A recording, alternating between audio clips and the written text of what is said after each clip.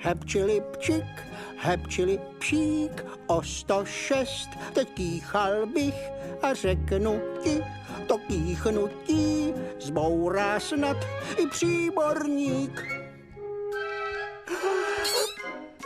Jen z legrace mi zkroutilo nos, ten kých tam někde je.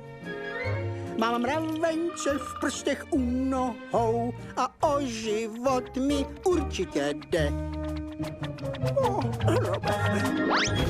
Hepčili pčik, hepčili pšík, o 106 teď kýchal bych a řeknu ti, to kýchnutí, to je slast.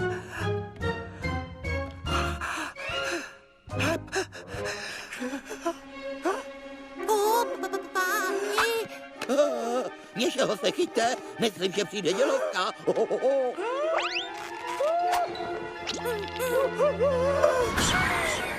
A medvídek Pooh kýchl tak silně, jako ve stokorcovém lese ještě nikdy nikdo nekýchl.